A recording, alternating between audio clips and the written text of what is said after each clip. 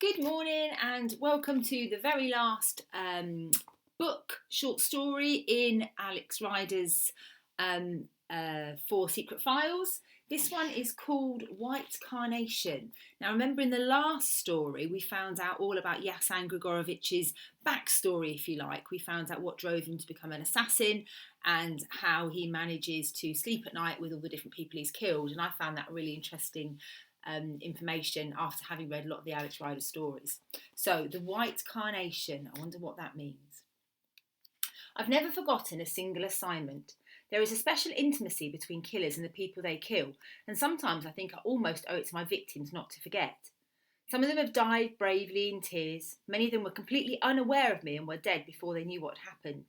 A few had tried to bribe me, offering me huge amounts of money, 4 or 5 times my original fee.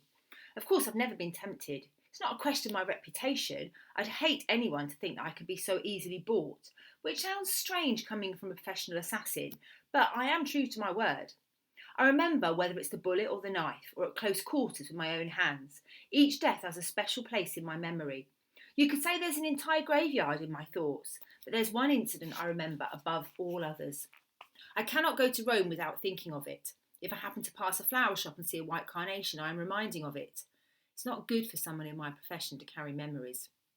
It's better to keep my head clear for what lies ahead. But this is something I don't wish to lose. I don't know why, but it is important to me. I was in Rome and I'd come to this beautiful city with its 7 hills, its classical ruins, its magnificent churches and its superb restaurants because I'd been paid to kill a woman. I'd been contacted through my usual network of cutouts, people throughout Europe and America who knew how to reach me but didn't know who I was or what I looked like. These were the days before the internet, when I had to be extremely careful how I was contacted and by whom. Technology has made my work so much simpler. These days, murder comes at the touch of a mouse. Most of my cutouts were minor criminals who received a small amount of money every month. And I am proud of the fact that only one of them ever tried to betray me to the police. I buried him close to the service station at Newport Pagnell, although I cannot confirm if he was dead at the time. In any event, I'd received an envelope containing a slip of paper with a rendezvous, Boom 56, the Hotel Majestic, Via Vento in Rome. 9 o'clock in the morning, 3 days from now. My contact will be booked in under the name of Monica Peretti. The envelope also had confirmation that the sum of €25,000, the first 25% of my fee, would be paid into my account with the European Finance Group in Geneva. I was actually in Zurich at the time, having just finished another job. And it would only be a short hop to Rome, and I decided to take the train. I never much like air travel, and it was long before airports were crammed with people, X-ray machines and metal detectors that make life so difficult for someone in my job. I'd got a flat in Rome. In fact, by this time I'd got flats in almost a dozen major cities, all of them rented under false names. The flat was in the Via Flaminia, a short distance near the city centre. I loved the view over the parkland, the little balcony and the cool breeze in the height of summer. I was quite fond as well of my DSR-1 German-manufactured bolt-action rifle that I'd purchased on my last visit, and that lay concealed beneath the floorboards. I was looking forward to using it again. At exactly 9 o'clock, I knocked on the door at number 56. In fact, I'd already been at the hotel for 3 hours, eating breakfast there, delicious pastries and a cup of very strong espresso. I sat in the lobby reading a copy of La Stampa. I'd wandered through the corridors as if I was looking for someone, and all the time I'd been checking that I was not being watched, that everything was normal, that I'd not walked into a trap. "Come in," said a woman's voice, spoken in English. The door was already unlocked. I walked into the suite that would have cost its occupant at least €500 a night. The furniture was antique, the bed king-size, the curtains sweeping down as if they covered a theatrical stage rather than a window, and there was a woman sitting at the desk with her legs crossed. She was about 30 years old, simply dressed with a string of pearls round her neck, and I thought at once she was the most beautiful woman I had ever seen. There had been others. Julia Rothman had made an extraordinary impression on me when I first met her in Venice. I'd rubbed shoulders with famous actresses and even supermodels, but this woman had something that the others lacked. She wasn't sad, but there was something that made you feel sad when you looked at her. Everything about her was somehow fragile.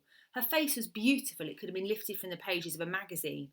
Blue eyes, white teeth, perfect skin, of course. I wonder why she was here alone in this hotel room, who she wanted me to kill. I didn't speak to her at first. I took out a device that resembled a travel alarm clock and flicked a switch on the side. I glanced at the display.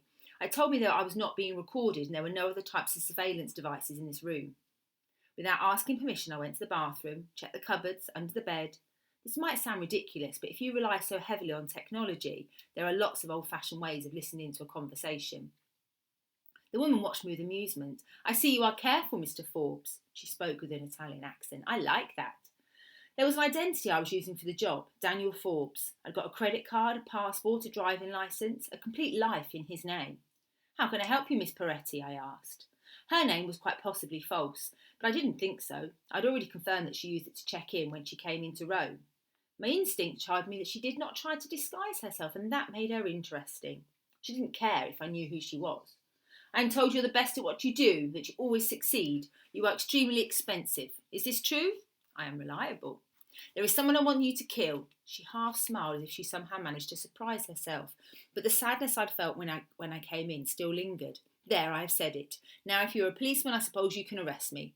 "I'm not a policeman." "Who do you want me to kill?" She paused. "My sister."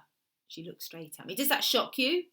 No, Signora, I'm not easily shocked, I suppose. Do you want to know why?"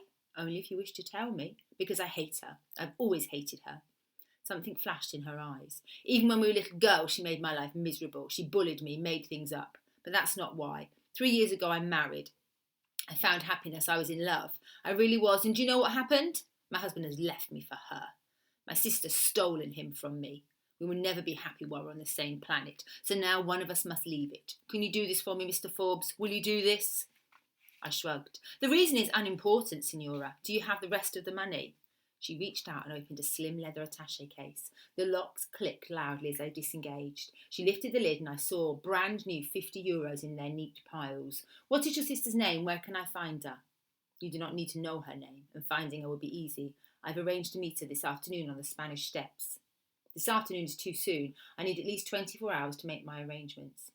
"That is not a problem. I can telephone her. We can change the meeting until tomorrow. Shall we say 4? "Can you tell me what she looks like? Better still, do you have a photograph?" "You do not need a photograph, nor do I need to describe. She is my twin." "Now I see I have surprised you, Mr. Forbes. We are twin sisters. We are identical, except that her hair is shorter than mine and she wears glasses. You will have no difficulty spotting her. She'll be wearing a dark suit and a white carnation in her lapel." "How can you know that?" "My sister works as a senior manager at the Hotel Condotti. It's her uniform. It's what she always wears." "And how can you be sure she'll come if you ask her?" "It is my sister who has arranged this meeting. She wants to pay me off to avoid difficulties. This is the sort of person she is. I will disappear from her life, she thinks, but that's not how it's going to be, Mr. Forbes. I don't need her money. You can see for yourself I'm a rich woman. Take the money and do what I ask." "Whatever you say, Signora." In fact, I would normally have taken me a great deal longer than 24 hours to set up for a kill. It's not a question of finding the right vantage point from which to take out your target. What's more important is that you have an escape route planned. How long will it take the police to surround the building? How many stairwells? If you do not know the answer to these questions, you're dead. But even as I set about making my preparations, I was aware I wasn't being as careful as usual. Everything was happening very quickly. There was something about her that made me keen to do what she wished. But I knew there was something wrong. I couldn't quite put my finger on it. When you've been working for as long as me, you develop a sense for these things. I went to the Spanish Steps. There are 135 of them, with wide terraces, pilasters and great tubs of flowers, rising from the Piazza di Spagna to the church of Trinita del Monte. They are one of the city's most famous sights, and as usual the steps were crowded with tourists, sitting in the blazing sunshine, strolling up and down. I walked around the area and quickly found what I was looking for, just opposite a half-empty office block with access to a roof. Better still, the roof connected with 2 others. On the day of the whole killing, I crossed Rome carrying my sniper rifle and 6 rounds of ammunition in a cello case. It was as if I were a member of an orchestra on a day out or on a way to rehearsal. I know I must have looked ridiculous, like something from a comedy film. It's not easy to carry an assault rifle across a crowded city. The truth is, I would have preferred almost any other location, somewhere quieter, somewhere less central. I arrived at the steps at 1 o'clock when the sun was at its hottest and when Romans were searching inside for a shady restaurant or going home for siesta. I looked around for me and quickly opened the door that I'd marked the day before. A few minutes later, I was lying on the roof with my cello case beside me. It was 3 hours before my victim was due to arrive. Fortunately, there was a canopy that provided me with shade. I took my time selecting my weapon. Of course, I'd already checked the trigger mechanism, the suppressor and all the other moving parts. I loaded it with 338 lap magnum bullets. I'd no intention of firing into a wide crowd with holidaymakers. Lying flat on the warm tarmac, I looked through the optical sights. Fully multi-coated, manufactured by Lynx in Japan, nitrogen-filled to prevent fogging. I could see everything that moved on the Spanish steps. In the breeze, flowers fluttering, ticking hands of a watch on a tourist. The hairs on the back of an Italian policeman's neck as he strolled the steps, completely unaware of what was about to happen. The woman appeared a few moments before 4 o'clock. She was dressed exactly as Monica Peretti had said she would be. A black suit, black leather shoes, carrying a leather handbag with a white carnation in her buttonhole. Her hair was shorter than her sister's and styled differently, pinned back. Otherwise, the two women were remarkably similar. Emptying my mind, I allowed my thoughts to settle on the flower. At the same time, my finger curled around the trigger. This was the moment I knew so well, a sense of power, perfection. The contract was sealed. In one explosive second, life would become death. The white petals filled my vision. If I fired now, the bullet would travel through the carnation straight into her heart.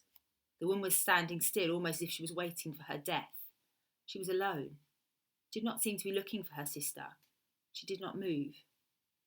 And still I'd got a sense that something was wrong. I lifted the barrel, allowing the sniper scope to travel up.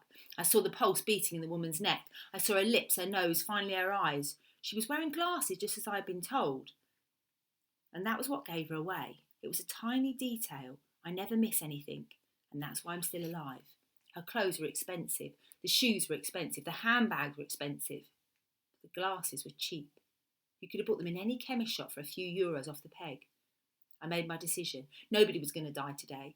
I unloaded and disassembled the DSR-1, then repacked it in the cello case. I made my way back down to the ground level and took a taxi on my flat. Nobody noticed. Nobody said anything apart from the taxi driver, who asked me which orchestra I played for. Camerata de Bardi, I told him. It was the orchestra of the University of Pavia, and it was actually performing in Rome. The driver didn't ask any more questions, which was just as well for him. That evening I returned to the Hotel Majestic and knocked once again on the door of number 56. I wasn't sure that Monica Peretti would be there.